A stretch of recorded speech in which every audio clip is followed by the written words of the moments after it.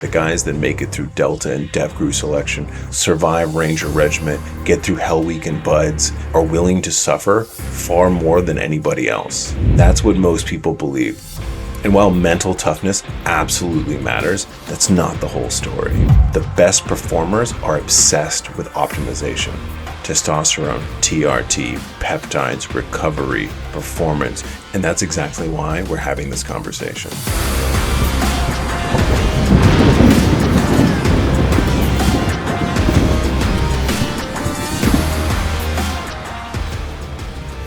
One of the biggest lies in the performance world is that elite operators are just mentally tougher than everyone else. And that's what most people believe, that the guys that make it through Delta and devgru selection, survive Ranger Regiment, get through Hell Week and Buds, make it all the way through ISA and other elite units are willing to suffer far more than anybody else. And while mental toughness absolutely matters, that's not the whole story. Because the longer I spent with these elite performers, I realized something, that the best performers are obsessed with optimization. They're obsessed with finding advantages, recovery, sleep, nutrition. They're obsessed with their pursuit of understanding exactly how their body works so they can get the most out of it. Because when your job requires you to perform at the highest levels every single day, you don't have the luxury to ignore what's underneath the hood. And that's exactly why we're having this conversation. In this video, I'm going to break down what I've learned about human optimization,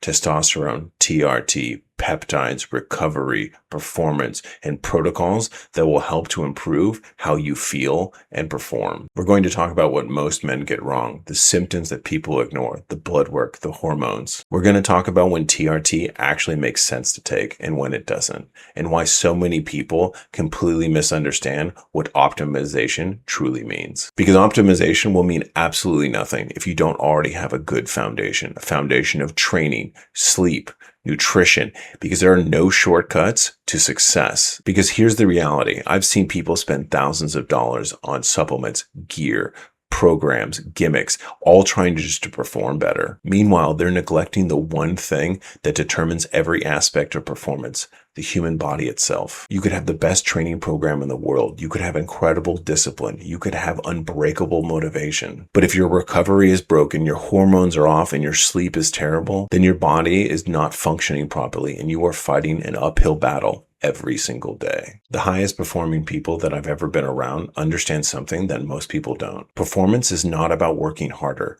Performance is about eliminating limitations. And today we're going to dive into one of the most misunderstood and important pieces of that equation. Let's get into it. So everybody wants that shortcut, that injection, that secret protocol. And today there are more options than ever before. TRT, peptides, growth hormones, weight loss medications, longevity clinics, hormone optimization, biohacking. The promise is always the same. More energy, more muscle, faster recovery, less body fat, better performance, and a longer, healthier life. The problem is that people are trying to optimize a system that they haven't even built yet. If you don't already have a good foundation, none of this optimization stuff means anything.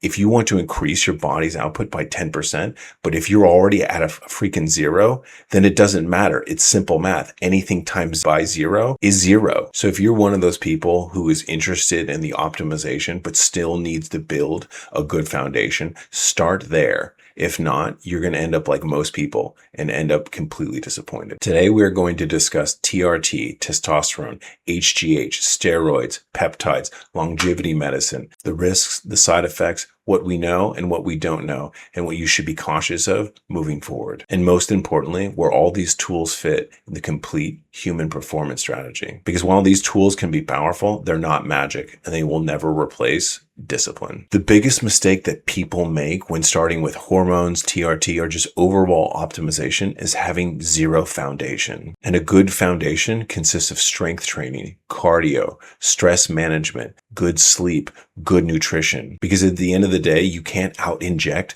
bad habits.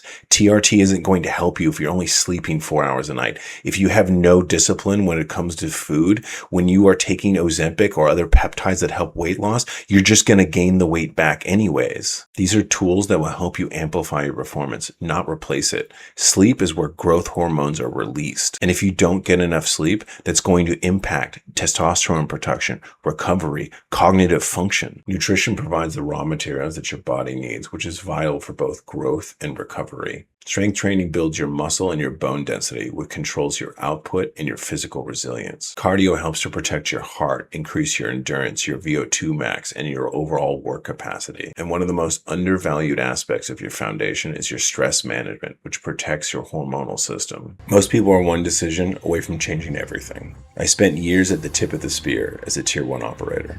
And the one thing that separated the men who made it from the ones who didn't had nothing to do with talent. It was fitness, and not just physical fitness. The discipline, the clarity, the mental edge that comes from being locked in physically. And that transfers to every single area of your life. For a limited time, I'm offering a 30-minute one-on-one fitness consultation and audit. We will get on a call and I'll break down exactly what you need to be doing going forward. And not a cookie cutter program, but a custom strategy built for you that you can implement immediately. 30 minutes, $49.99.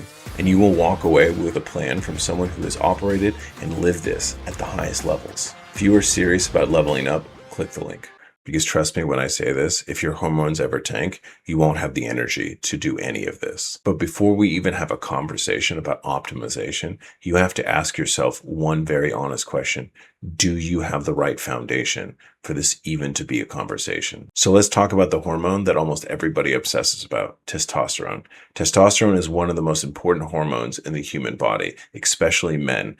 Not only is it our primary sex hormone, it influences a lot of the functions within the male body, which is energy, libido, recovery, muscle mass, bone density, and confidence. And whenever you're having a conversation about testosterone, you're going to hear another term, hypogonadism. And hypogonadism is basically the human's body inability to produce enough testosterone. And there are two types of hypogonadism, and that's primary and secondary. And while I'm not going to go into great detail of the difference between primary and secondary hypogonadism, just know that the difference is where the deficiency of the testosterone originates from. And if you're somebody who gets diagnosed with hypogonadism or low testosterone, you're going to experience symptoms like brain fog, low libido, poor recovery, and a lot of fatigue. And another aspect that you need to understand when it comes to the conversation of testosterone is you need to know how it's measured. So whenever you hear a random number like 600 or 1,000, know that it's being measured in nanograms per deciliter, which is Ng/dl. So this will better help you to understand when people are talking about how most people believe that under 300 is considered low testosterone and you're getting into the area of hypogonadism, and the optimum for most high-level performing athletes is somewhere near 1,000. Anything past that is above sort of like human levels. You're getting into that category of enhanced, and we'll get into that later. And the final thing that you need to understand when it comes to the conversation about testosterone is total testosterone versus free testosterone. And there's a good money analogy for this. Your total testosterone is your full net worth. Your free testosterone is how much cash you have available to spend. Generally, most people who are going to have a high level of total testosterone are also going to have a high level of free testosterone. But there are some conditions that involve SHBG, which I'm not really going to go into in this video, that can affect whether or not you have a low free testosterone for your particular total level of total testosterone. But just know that whenever you're hearing, when most people say the number between like 300 to 1,000, they're talking about total testosterone. And that's usually the number that when you hear in these conversations, that's the number that's being used. But to be more accurate, you will have to get into the weeds of free testosterone, but that's for another video. So next we're going to talk about TRT versus steroids. And this is a very misunderstood subject. And I'll be honest, I actually misunderstood this as well. So TRT, which is testosterone replacement therapy, and steroids are both testosterone. The difference is how much you actually inject into the body. So TRT is basically restoration, and think of steroids as enhancement. So TRT TRT is designed to replace low levels of testosterone back to normal or to optimum levels of sort of normal limits within a human being. Enhancement takes that to the next level. So think of it like with TRT, you're bringing, say, maybe 300 back up to its high optimum levels of an elite athlete. You'd probably be between 800 and 1,000 nanograms per deciliter. And then somebody who's on steroids would go from whatever it is, and they would go well above 1,000, probably 3,000 plus. All depends on exactly how much they're doing. And you can also break this down into almost an analogy. Think of TRT as you have a old car. TRT would be either to replace the engine or to make it run just as new, to fix the engine.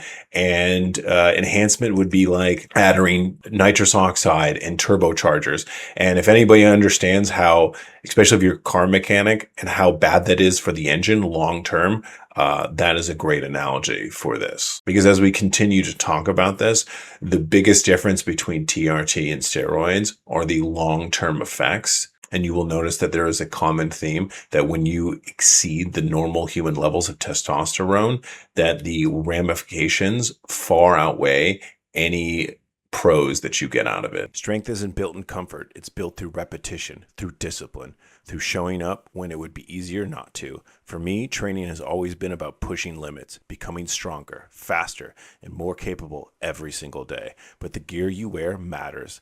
Barbell apparel was built for athletes who move, who train, who refuse to compromise between performance and style. Clothes that move with you, built for strength, built for durability, and built for the grind. Whether it's the gym, the track, or the everyday mission, train hard, move freely, live disciplined. Barbell apparel. Use code Stoic Viking 25 and step into the gear that's built for you, how you actually train. This leads me into the modern steroid obsession, and that's where this video becomes unique. Social media has created a bit of a physique arms race. With all your social media influencers, you've got your mogging, people like Clavicular, you look at people like The Rock and so many other different role models who are just huge, massive, jacked, and everybody wants those physiques. And many people don't realize what they're actually looking at. And this is especially problematic for young men. And what these young men don't realize what they're looking at is you're actually comparing themselves to enhanced physiques. Or they're just looking for that shortcut because they're the late teens, their early 20s. They say these people with their better bodies, and they want to get there as quick as possible. And look, anybody can truly understand that. But there is a lot of problems, and the cons and the ramifications from taking testosterone are definitely higher and worse if you try to do it when you're younger. If you're older, it's different, right? Because the cons of taking testosterone is you have erectile dysfunction, possible hair loss, possible infertility. These issues are not as big of a deal for somebody who's in their 40s, who naturally is going to drop, their testosterone is going to drop to lower levels. But these kids who are in their 18, early 20s, and that they're at the highest levels that they're ever going to have testosterone, they are taking these sort of the ramifications, these side effects that they could have everlasting long-term effects on their bodies, and they're introducing them into their bodies in their 20s. So there are many cases of people who get on testosterone too early that, one, they start to lose their hair loss, be infertile after just being on testosterone for 2 straight years, and a possible even introducing erectile dysfunction. And these are huge issues that there's no reason to implement that when you're in your 20s. And this is one of the problems that's going on currently with the fascination with the younger generation to get on testosterone early in order to essentially do that shortcut in order to get there. And I cannot stress this enough. If you go down the right path and you are essentially doing all the work, you are not only going to achieve your goals physically, you're going to maintain them. Because anybody who gets on steroids, especially people who are enhanced, and we've seen this with other celebrities, like once you get to a certain level and then you get off of steroids, whatever gains that you have made, you are going to lose them. And not only are you going to have a bit of a hormonal crash because you get off testosterone, which causes a whole another slew of issues, you are also going to suffer from a major case of body dysmorphia. So not only are you crashing hormonally, you are basically going to be in for a hard time and you are going to become depressed, because once you start steroids or you start testosterone, you basically kind of have to be in on it for the rest of your life. So if you're somebody who's going to start that in your 20s, that's kind of a big deal and a big issue, especially when you think about the side effects of testosterone. If you're somebody like myself, who's now 41 years old, who just started the process of TRT, I understand the side effects and I can make that decision because I'm in a place where it's okay. But everybody needs to make that decision. But for people in their young 20s to even make this decision, it just doesn't make any sense. So stay off the gear, do everything natural. You not only will you be able to get those gains eventually, it's going to take a little bit longer, but you're going to maintain them. And that's the most important part. And you're going to do it healthy. If you're looking for that boost in the gym, both physically and cognitively, and you hate the taste of powdered creatines, it's by far the best tasting creatine gummies I've tried. And I know for a fact that they work because I've tried them. And they're one of the companies that third-party tests their product more than any other creatine gummy company out there. So visit Tasty Gains and you can use my discount code Viking when you visit. And you'll find the link below in my description. Try them today. And now that we've covered a pretty well-known form of optimization, testosterone, let's get into the one that's kind of like the new kid on the block. Everybody talks about the wild, wild west, peptides. Peptides are basically biological messengers. They are short chains of amino acids that tell the body to perform certain functions. Some focus on recovery, some focus on growth hormone release, some focus on longevity, and some focus on body composition. But here's the most important lesson of this section. Peptides are amplifiers. They are not magic. Peptides plus good habits equal better results. Bad habits plus peptides equals bad, expensive habits. So now that we've covered the basics of what a peptide is, we're now going to get into the different categories of peptides, because many different peptides do completely different things.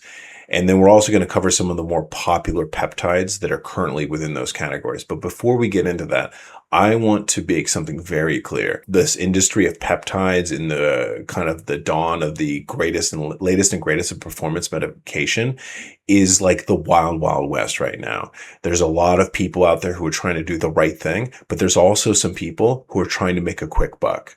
So it's very important when you are trying to be on the cutting edge of science, especially health science, performance medication, you need to be making sure that you're doing your due diligence, you're doing your research. Every time that you see something like a product that you're like, okay, that looks great, make sure that you're looking at as much peer-reviewed research and scientific studies about it as you can. And if there's somebody who's for this particular peptide or particular medication, try to find somebody who's against it. And if you do that, you have a much better chance of kind of not getting screwed over both financially and medically. So with that, we're going to go into the first group of peptides, which are the recovery and healing peptides. And that is going to be your BPC 157 and your TB 500. And these two peptides work to activate certain proteins in your body that help for overall recovery. BPC 157, or BPC stands for Body Protective Compound, helps with ligament and tendon injury, your gut health, your inflammation management, your overall recovery. TB 500 helps with your soft tissue repair, your recovery, your mobility, and your wound healing. And the two of these together make for a pretty potent recovery stack, probably one of the most popular two peptides out there outside of the GLP-1 and Ozempic. And the potential concerns for these recovery and healing peptides is that we still don't really know the long-term effects. And there's also, which I will get into later with a little bit of a clip, there's a concern when it comes to angiogenesis, but we'll talk about that later in a clip. So the next section we're going to cover is growth hormone peptides. And before we go any further, I want to make a quick distinction. So peptides are naturally occurring proteins in the body. And so we are essentially sending biological messages to these proteins that are either turned off or sort of slowed down, and they're kind of reactivating them. Remember that these are naturally reoccurring. So when we're getting into growth hormones, a lot of people may be thinking about HGH. And what is HGH has been popular over the previous decades is a synthetic form of HGH. So HGH had a lot of side effects, which was you had people who would sort of get larger in the face. There's a number of different side effects, but a lot of those side effects were due to the fact that HGH was synthetic and was not part of the natural recurring protein within the body that these peptides actually do. So when we're talking about the human growth hormone, remember that there's a distinction from the old school, everybody knows about HGH and people who have HGH face, to these peptides, which are activating a growth hormone that's already in the body and that's naturally reoccurring. And so then they have a significantly less side effects than the synthetic HGH does. I spent years as a tier 1 operator with ISA, and I had the privilege to work with some of the best conditioned human beings on the planet. I know what peak performance looks like, and I also know what it looks like when someone's running on empty and they're telling themselves that it's just stress. If you're watching this and your energy is down, your recovery is shot, and you feel like you're operating at half capacity, your testosterone is probably the reason. I know it was for me, because it's not your mindset. It's not your discipline, it's your biology. Human performance is veteran-owned and operated by other tier 1 operators. They run blood work, they will build a protocol around you, and they actually know what they're doing because they've lived the same life as you. And I use them because I don't promote things I don't use. Because you're watching right now, you can get a discount of 20% off by using my discount code Viking. The link is below. Get the blood work done. If you're fine, then you'll know. If not, then you'll have a solution. Either way, you win. Discount code Viking. Do it today.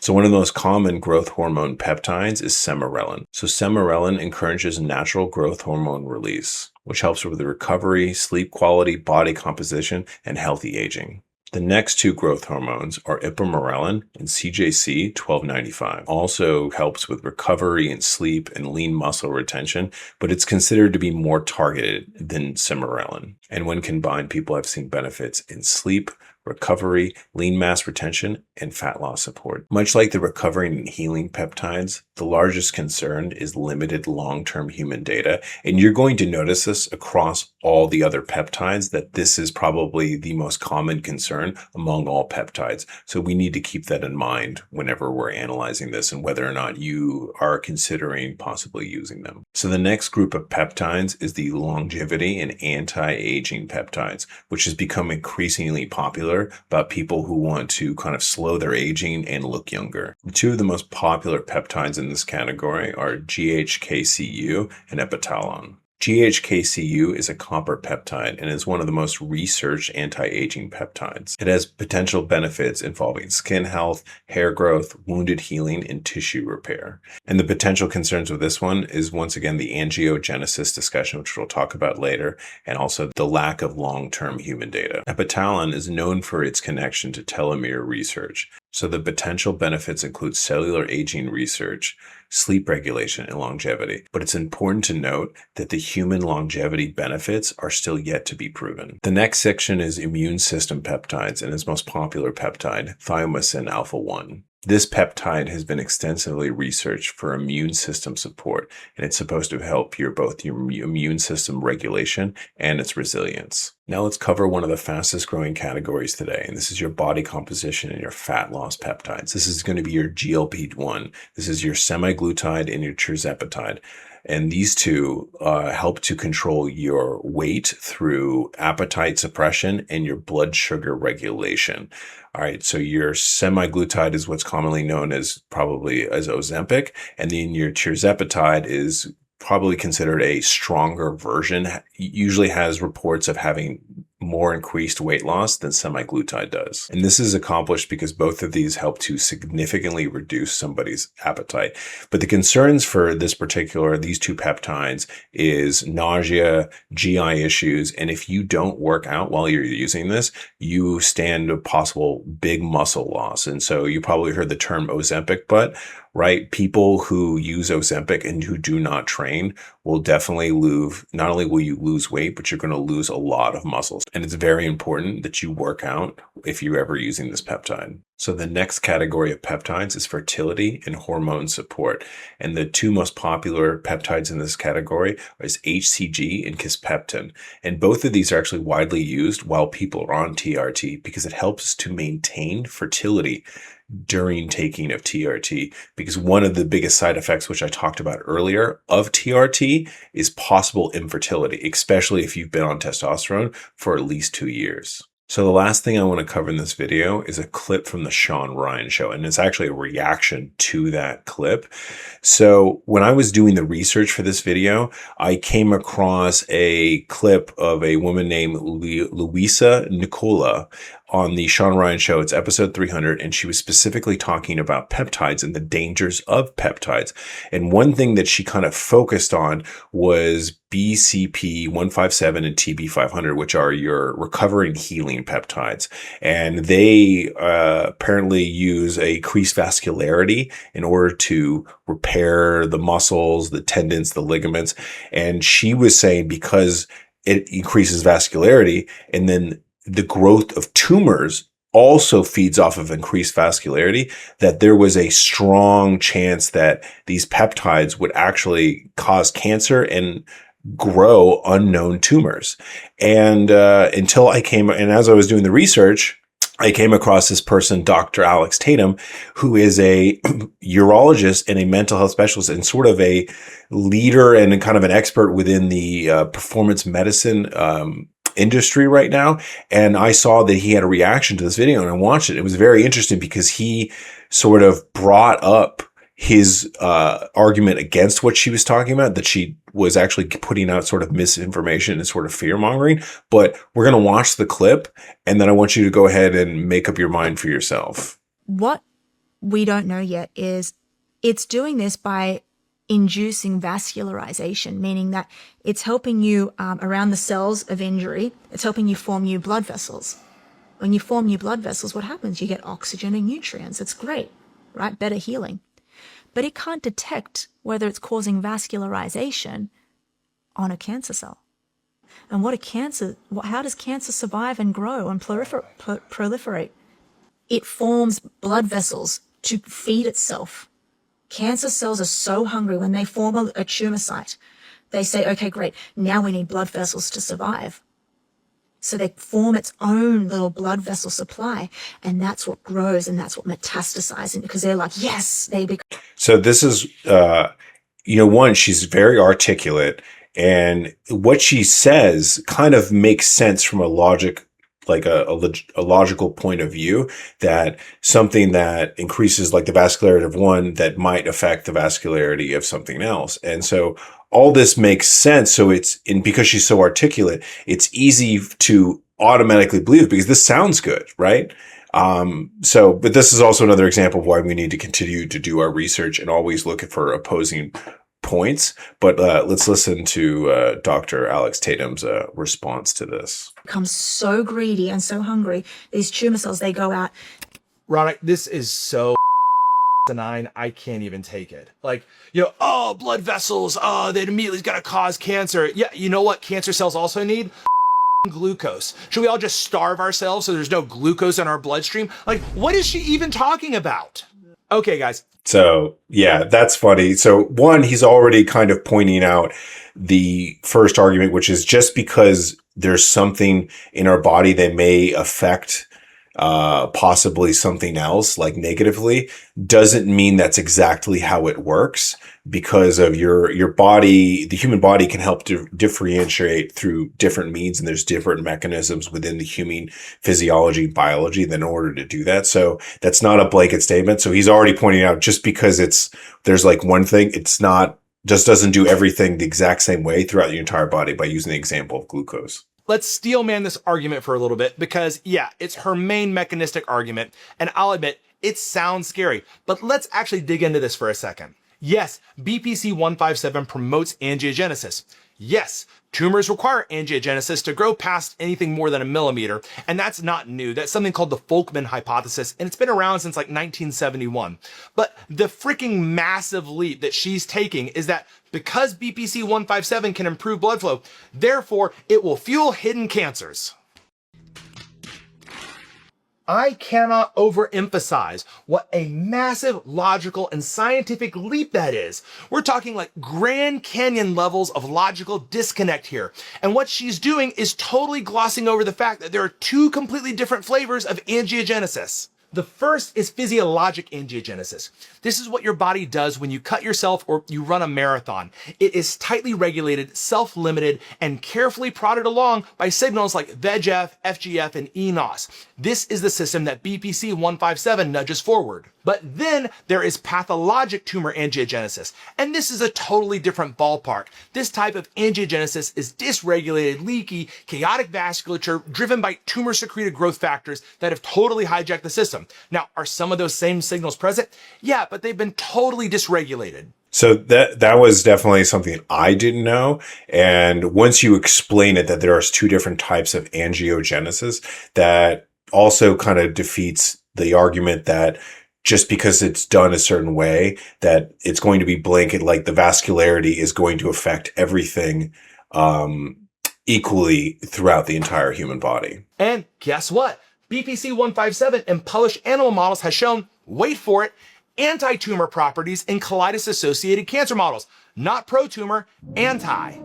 Because guess what? Sometimes you need blood flow in order to deliver the immune system messengers that actually kill tumors. So I think this is also another example of, people probably have some level of confirmation bias, just because if you go back into her interview, Luisa Nicola, has a very negative view of peptides, and probably in her research, as she was coming up and learning this information, she's like, oh, increased vascularity, well, also tumors. And it was probably looking for a reason to justify more evidence for her against peptides. But also we need to take the other view. Like, does Dr. Alex Tatum like peptides? He does, right? So we need to look at both of them sort of from a biased point of view. So for the last part of this video, it's going to be what I call the human performance protocol, which is going to put as sort of a tier system, but it's a priority order